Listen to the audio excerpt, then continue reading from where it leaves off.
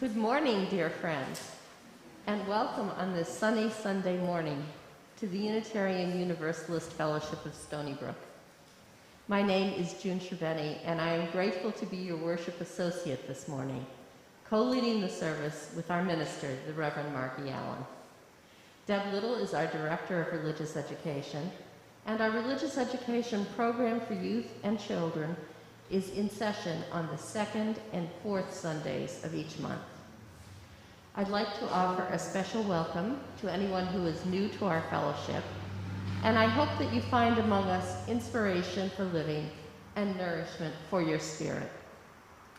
Unitarian Universalism, as a living tradition, has two commitments: to freedom of belief and an orientation toward inclusion, interdependence, and justice.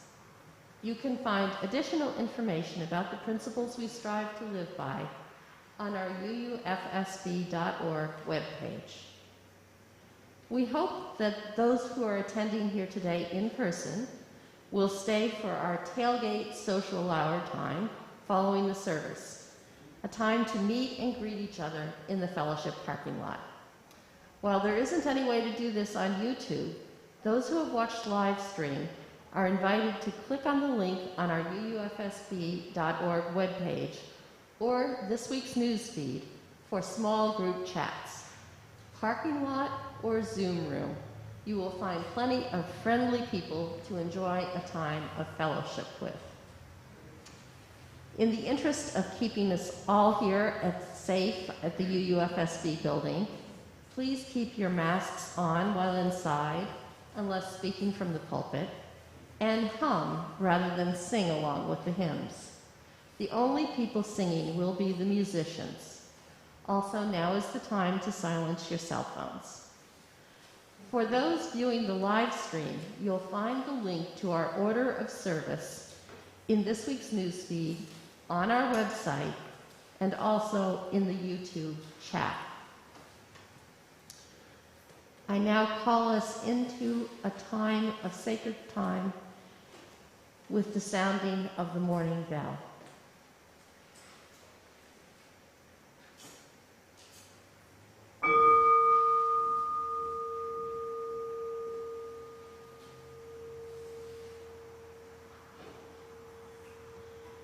I have asked Joan Rubenstein, a member of our 8th Principle Task Force, to light our chalice this morning as I read these words by Joseph M. Cherry.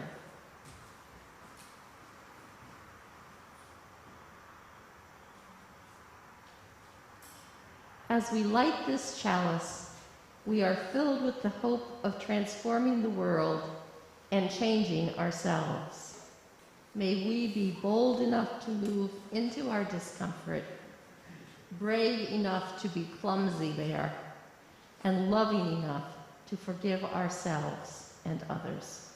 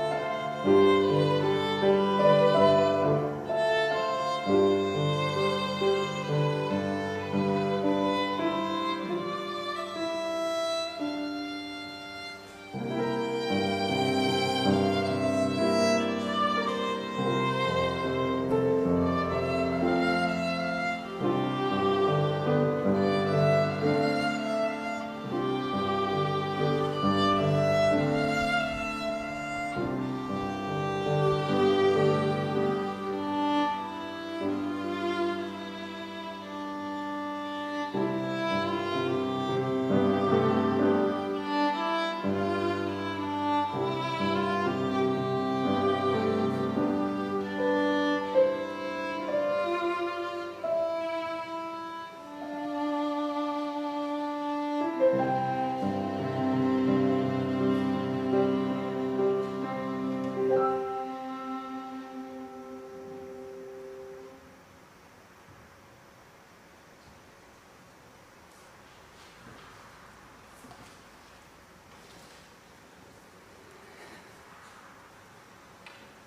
you, Peter and Dee Dee. My understanding is that that is Peter's morning meditation. Every morning? Lovely. Welcome to all of you for whom this is the first time you've been in this room in a while on a Sunday morning. I know there are a few of you who weren't here last week. And welcome to utter newcomers, wherever you might be among us. It's not an easy task by any means to regularly draw from a thin wallet of time and attention a bit of devotion to the topic of racism. I'm grateful to those of you who bow today, some every day, to this collective work, finding thoughtful partners with whom to read and study, discuss, watch, listen, march, donate, witness, and even sometimes put yourselves in harm's way in order to move our country incrementally towards a definitive reckoning with our founding birth defect. At this point, the proposed eighth principle of Unitarian Universalism sounds like this. We, the member congregations of the Unitarian Universalist Association, covenant to affirm and promote, journeying towards spiritual wholeness by working to build a diverse, multicultural, beloved community by our actions that accountably dismantle racism and other oppressions in ourselves and in our institutions. Paula Cole-Jones, one of the composers of this proposed principle, reminds us, and I quote her, "We cannot change what we cannot see or imagine.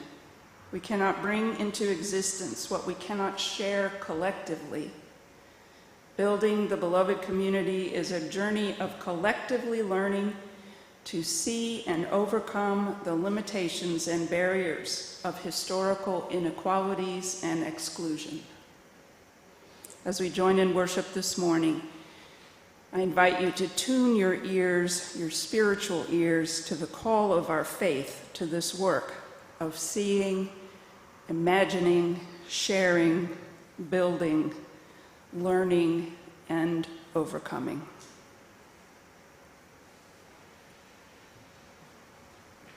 It's been a while since we read aloud together the affirmation of purpose we've been working on for a few years before the pandemic. As we added to this Sunday service, we made one little executive edit in the first bullet. Instead of "to deepen our own spiritual practice and understanding," it now reads, "to deepen our spiritual practice and understanding." So now it is ambiguous whether we are talking about individual deepening or collective deepening. And it is both, of course. Deepening takes excavation, and excavation requires the eyes and hands and hearts of people we trust to join us and guide us. We need each other. Please stand in body or in spirit and recite together our affirmation of purpose, which is on the next page.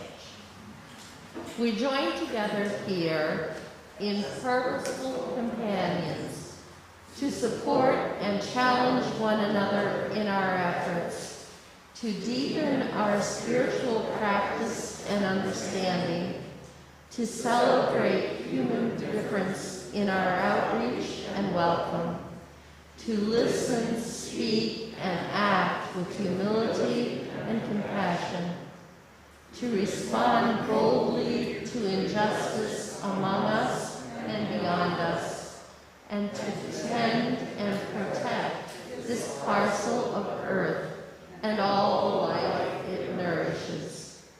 In doing so, we strive to create the world our principles envision and to challenge the wisdom of our sources faithfully to that end.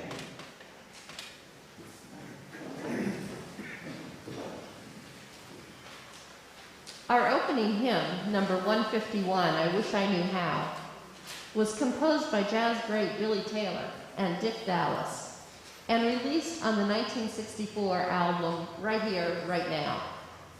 Released right into the middle of the civil rights struggle. Racism and the white supremacist assumptions and structures that created and sustain it imprison us all, no matter the color of our skin.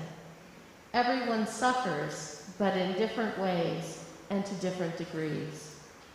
What is degraded uniformly for us is our humanity, and with it, our hope for peace, prosperity, sustainable life on earth. So please join Claudia Jacobs and Dan Weymouth in singing virtually, or if you're here in person, humming along, I Wish I Knew How.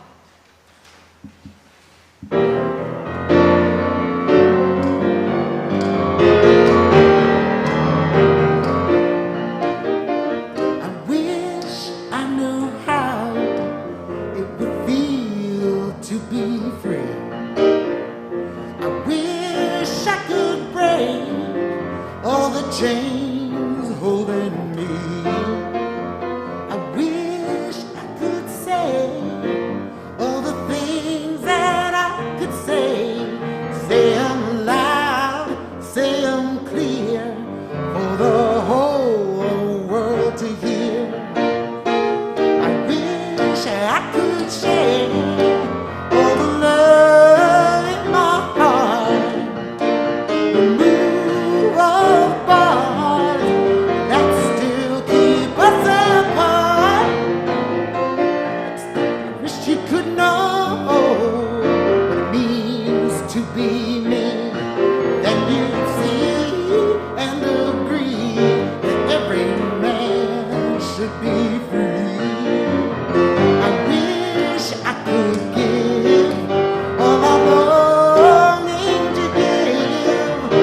I wish I could live like I'm alone to live. I wish I could do all the things that I can do. I know I'm way overdue. I'll be starting anew. Well, I wish I could be like a bird in the sky. How sweet it would be. Oh, if I could round, I could fly. I'd soar to the sun and look down at the sea. Then I'd sing, 'cause I know, yes I sing, 'cause I know, yes I sing, 'cause I know how it feels to be free.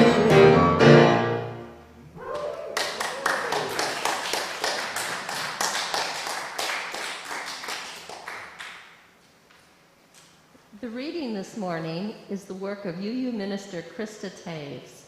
It's called Stay With Us. She speaks about a phrase common now in Unitarian Universalist conversations about racism and the work of recognizing how its evil festers in our world. This phrase is hard to hear, difficult to understand, and challenging to see, especially for people raised white. Whatever you are right now in your relationship with this phrase, we hope that you will find Krista's words encouraging. My stomach turned when I first heard the term white supremacy used to describe the culture of Unitarian Universalism and our institutions. But I've reconsidered that response. I understand the pushback. We've been trained to see white supremacy as an overt expression of racism, replete with burning crosses, white hoods, Confederate flags, lynchings, and angry white people shouting racial epithets. This allows liberal whites to distance themselves from racism and believe that we aren't part of it. But white supremacy is way bigger than we've been trained to understand it. White supremacy is a way of thinking that devalues the experiences, insights, and lived reality of people of color. The consequences of this thinking have real-life impact, denying people of color a real voice with real power. Rarely is this culture explicit or even conscious in liberal white communities. It is implicit, unconscious. It's brave to call white supremacy what it is. In fact, it sets us apart from most liberal institutions, which are in complete denial about the power of racism to shape their decisions and their processes. There is not one institution in this country that is not shaped by white supremacy, and that includes institutions run by people of color. We have all been indoctrinated into white supremacy thinking. There is no reason to feel shame or fear. It is not your fault. You are not stained. We are not irredeemable.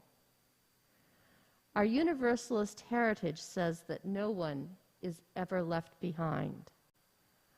Let's anchor in that promise. If you want to journey into wholeness, if you want to live into the transformative pain and possibility of this one incredible life you are living, if you want to experience a community that doesn't shy away from calling truth to power, then resist your urge to run away or to distance yourself from the work. Stay with us. Bend into the task at hand. Dare to be vulnerable.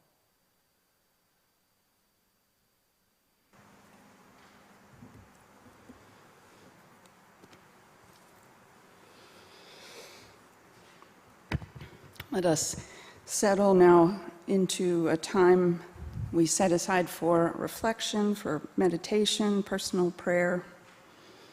I invite you to make yourselves even more comfortable in your little chairs. I'll share some words. We'll fall together into the sweet kindness of silence. Then Dan and Bethany will invite us back from silence into song with hymn number 123, Spirit of Life. Let me begin by noting the commitment and moral courage of the UUs serving right now on UUFSB's Board of Trustees. In our first gathering after the annual meeting last spring after the elections, your board decided unanimously to take on a second 2-hour meeting every month to talk about being a stronger, more compassionate, and self-reflective and more generous board. As part of that commitment, we agreed to a steady practice of learning to see, name, and address the ways we as a board and congregation allow the covert values of white supremacy culture to continue to privilege the influence, priorities, and well-being of people raised white in our congregation and in the communities that we live in and serve. This past Thursday evening, we discussed an article by UU Minister Mark Morrison Reed called "The Black Hole in the White UU Psyche." In this article, Mark laid out the ways that the presence and contributions of Black and Indigenous UUs and UUs of color, and also women, have been willfully voided over time, and their requests for recognition and support ignored or rejected by every iteration of old white men in positions of power. Next month, we'll be talking together about some of the hallmarks of white supremacy culture. These trustees are all people like you. In some cases in this room, they are you.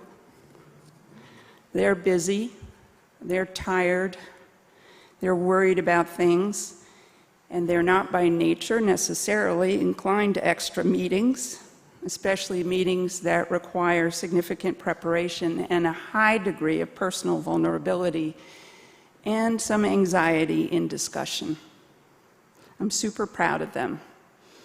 John Lutterby, Susan Buckley, Jess Pond, Denise Stevenson, June Cerveni, who's right here, Ron Rosenberg, Dave Tarbell.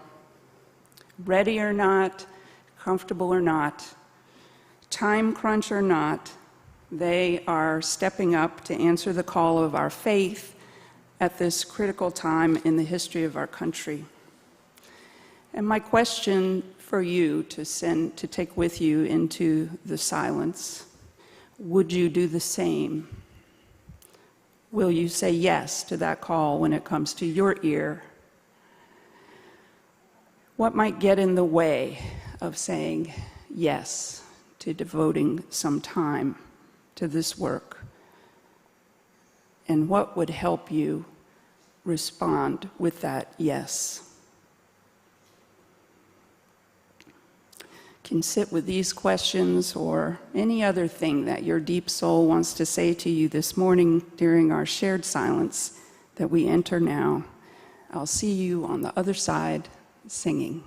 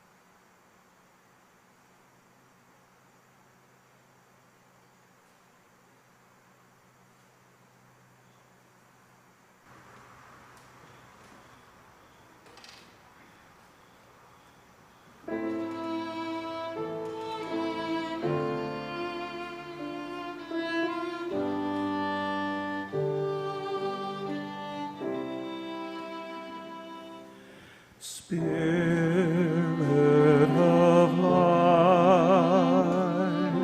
come unto me. Sing in my heart all the stirrings of compassion. Blow in the wind, rise in the sea, move in the hand, giving life the shape of justice. Roots humbly grow,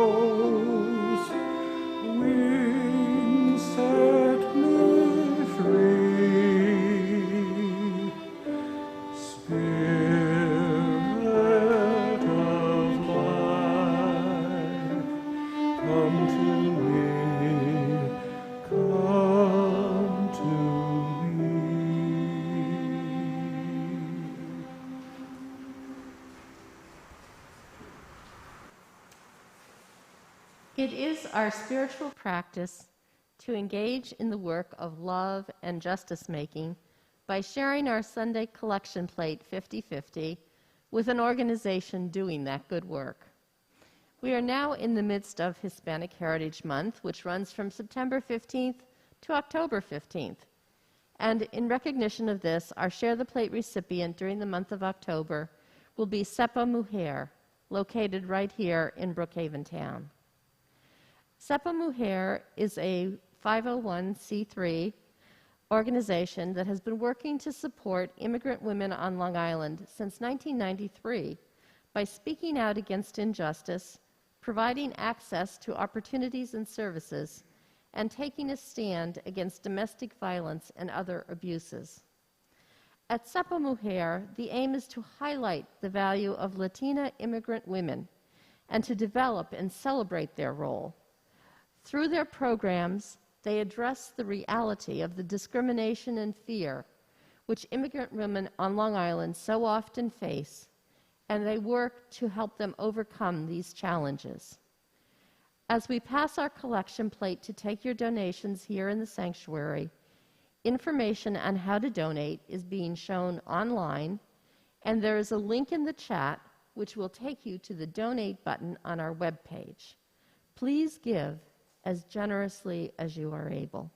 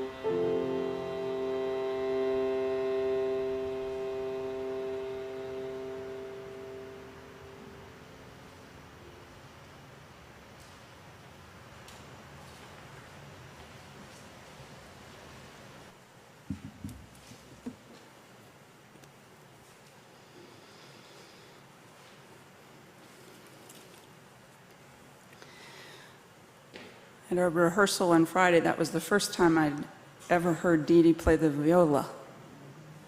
I love that growl. We, the member congregations of the Unitarian Universalist Association, covenant to affirm and promote journeying towards spiritual wholeness by working to build a diverse, multicultural, beloved community by our actions that accountably dismantle racism and other oppressions in ourselves and our institutions. Paula Cole-Jones, a member of All Souls Unitarian Church in Washington, D.C., and Bruce Pollock Johnson, minister with what was formerly called the UU Church of the Restoration. They're about to change their name, and nobody but they know what it's going to be.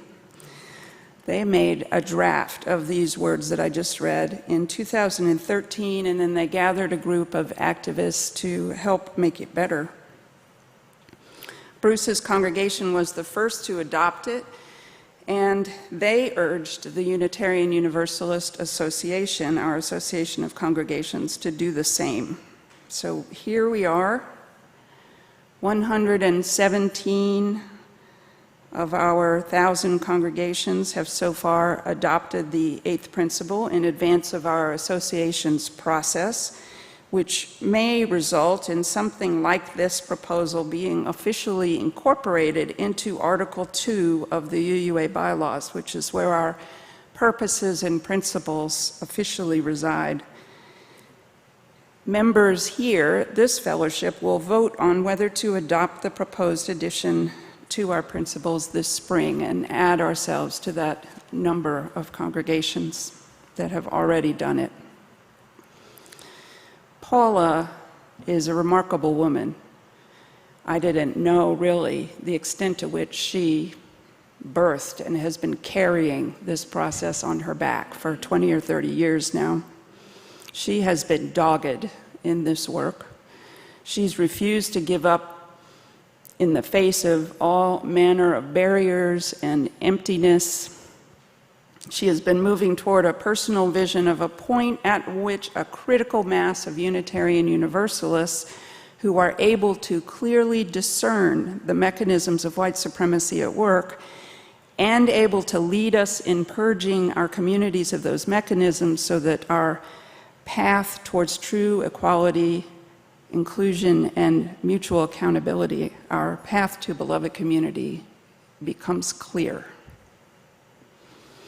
This coming Martin Luther King Jr. weekend, our Long Island Area UU Council, that we call LIAC, will be sponsoring Paula's Jubilee 3 workshop. She has partners, but she's prominent in it. We'll be doing that workshop for our congregations here on the island and for others, up to 75, I think, is the total that can be accommodated. While I was on study leave this summer, I participated in this workshop one weekend and found it incredibly moving. So well put together. Paula has gathered a remarkable team of facilitators over the year, and together they've moved the whole workshop into a virtual container that truly does become a sanctuary for transformation. Members of our fellowship in the past couple of years have often represented more than half the attendees at all island racism programs like this, and I hope that that trend can continue, that many of you will consider signing up for the workshop. It is, I cannot lie, a rigorous workshop, but it is so, so worth it. You cannot leave it without some life-changing insights. Okay, about the eighth principle, I am going to admit that I personally have been quite skeptical about adding another principle to our existing 7. I'm not alone in that. As those of you who have attended Belonging, the orientation series we've offered twice a year, pre-COVID, know, I am very, very fond of the beauty and symmetry and architectural message of the principles as they stand now. As you know, some of you, I like the format in which the 7 that are in a row are bent to form an arch, in which the 1st and the 7th principles form the footings, and the 4th, the keystone. The footings that hold the arch up are the inherent worth and dignity of every person on this side, and the independent web of all existence of which we are a part. On the other side, both of them are deep theological agreements. The keystone, also theological, is the free and responsible search for truth and meaning, which we believe that human beings can ascertain without a go-between. Bent this way, also, the left side of the arch focuses on the individual, and the right side of the arch focuses on community. It's a loveliness I am loath to lose. But I am resolved now to trust the process. How this 8th principle is finally worded and where exactly it will be placed in Article 2 of our association's bylaws is yet to be determined. I have faith that all will be well.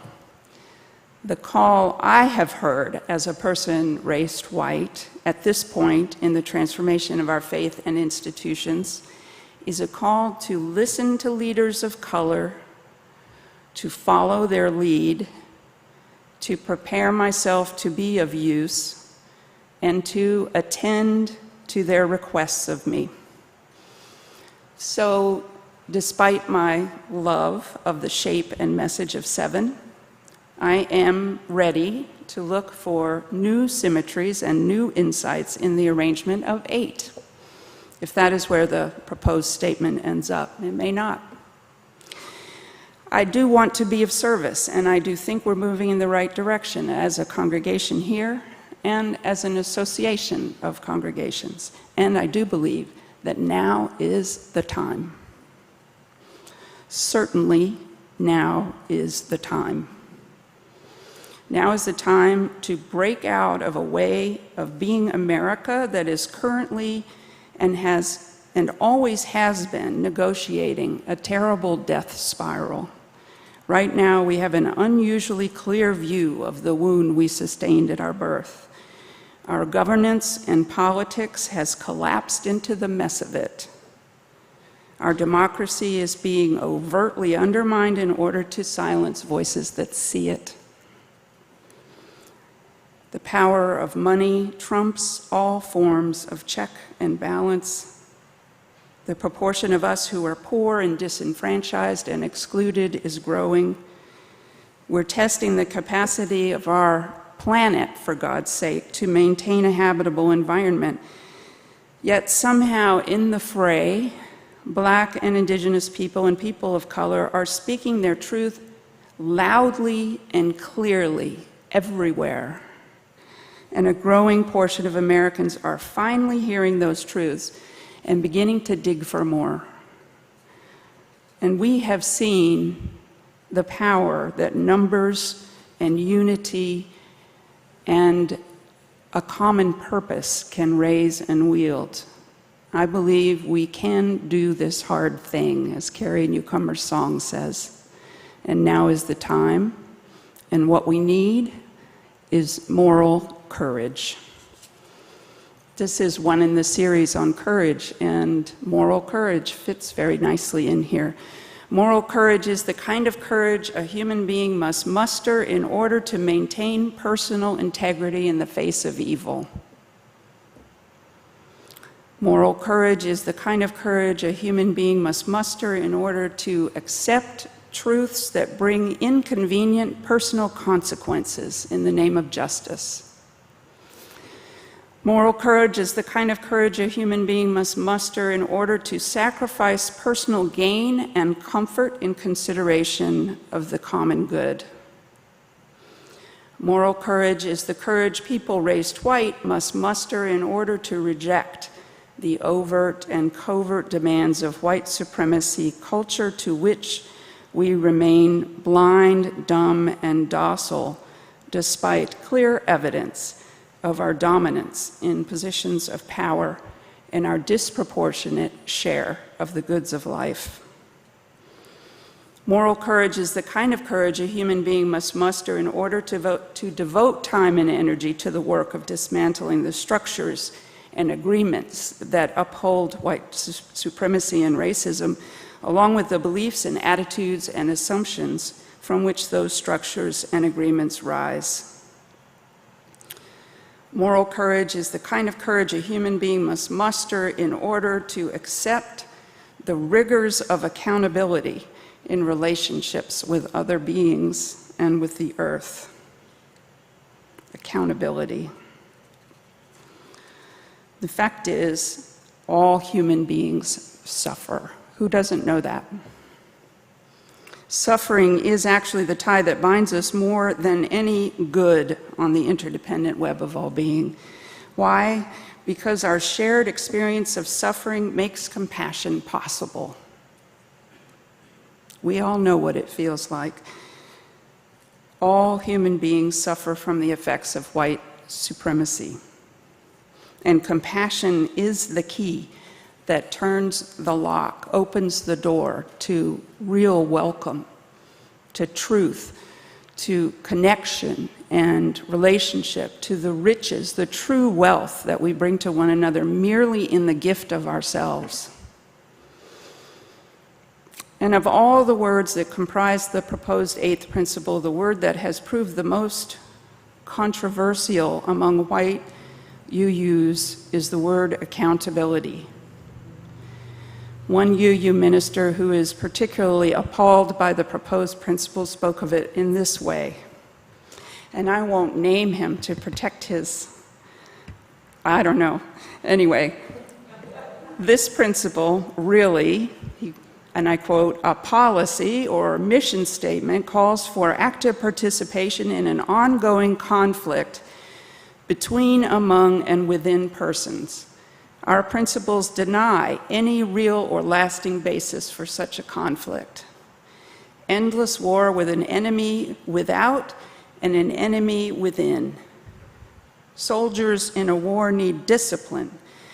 The command to accountably dismantle racism, in quotes, suggests the possibility of disciplinary measures to be enacted against persons who do not or will not participate.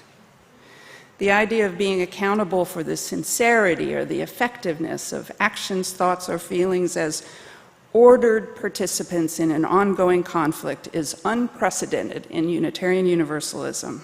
To whom must we make such an accounting? Under threat of what sanction, punishment, or other discipline? Some unelected, unimpeachable, traveling racism assessor? And he asks later on if the person who dismantles more racism than others will count more. This is real. I think you will agree that this is not what accountability in this context means. Not to mention the weird importation of the idea of conflict and militarism. No, the desire to be accountable to one another is a natural expression of the compassion that is born of our shared understanding of human suffering. To be accountable is to be willing to address the suffering of another or a group that you have in part or all on your little own, purposefully or unknowingly caused. It means engaging in 4 steps, say, towards repair and reconciliation. And I took these from a WordPress blog called Leaving Evidence. Self-reflection and listening. Oh my God, what did I do? Specific apology. I'm really sorry I said that. Collaboration and repair. Conversation. And personal resolution not to repeat the behavior that resulted in harm going forward. You can't go out there and do it again. There is no punitive component. There is only a wound to examine an opportunity to repair and heal it, and the desire to never see a wound like that again.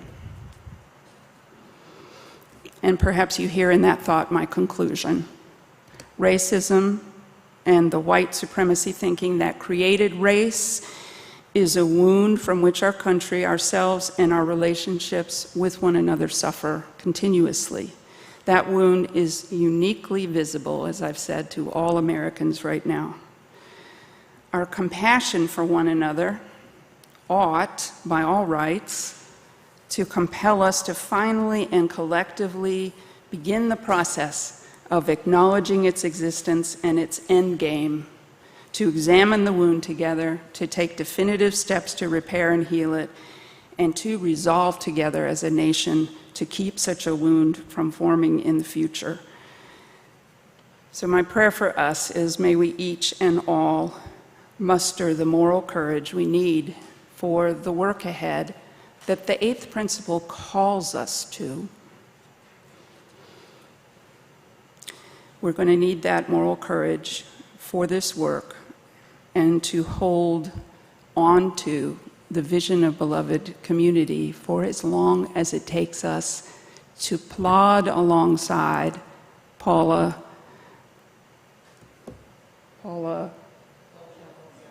Cole-Jones, who has been carrying the load really pretty much on her own for a long time. The message of our closing hymn, number 131, Our World is One World, is actually quite sobering, and yet it carries within it the only hope we really ever have for addressing this malignant evil that is threatening the moral and ethical foundation of our society. Everything we do as individuals affects the whole, we say in this hymn. Therefore, to affect the whole, a critical mass of hearts must, quote, hear a different call and respond to that call by doing the same right thing at the same right time. That's how radical, heart-connecting, evil-battering, life-bettering change happens. It's really the only way it happens. Let this hymn bring to your heart that courage you need for this work. Let it encourage you. The call of our faith is sounding now. Lee Morris leads us in singing. Bethany Riddle keeps us all in key. Our world is one world.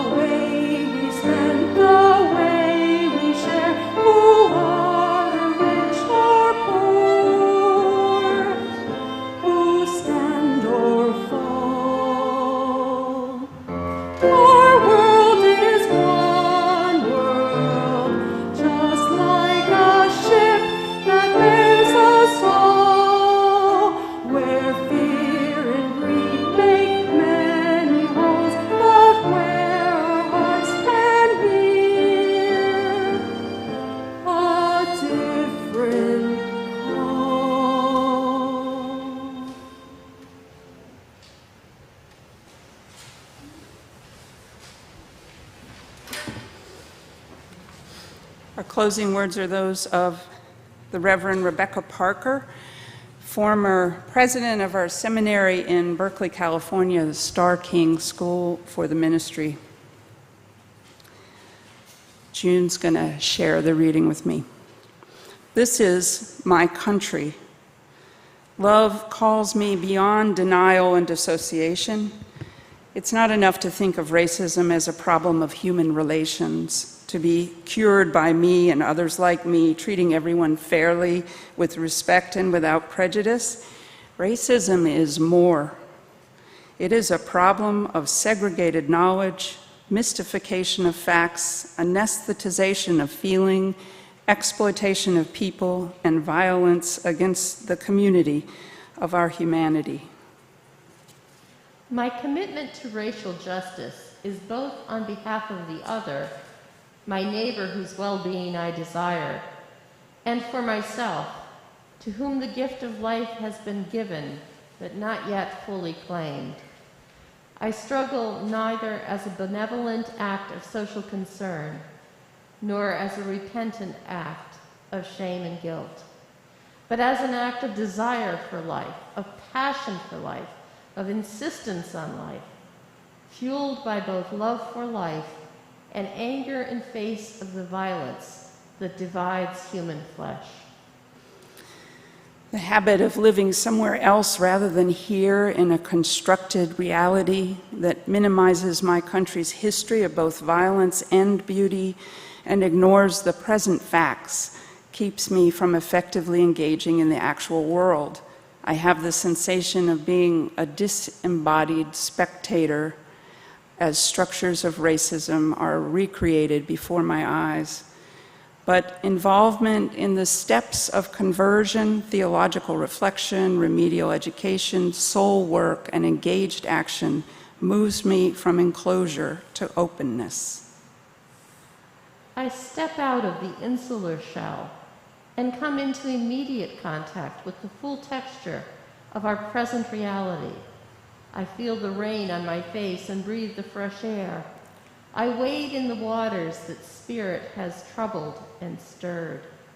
The water drenching me baptizes me into a new life.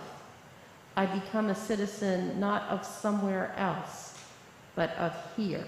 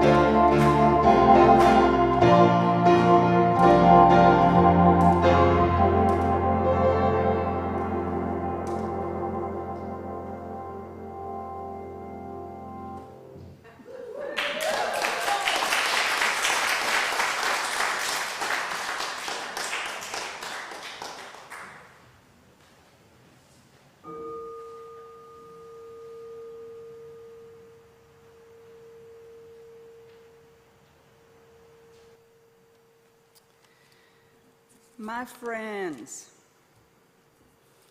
there is a power at work in the universe. It works through human hands, but it was not made by human hands. It is a creative, sustaining, and transforming power, and we can trust that power with our lives. It will sustain us whenever we take a stand on the side of love, whenever we take a stand for peace and justice, whenever we take a risk. Trust in that power. We are together held by that power. Amen. Now you have to scoot out to the parking lot.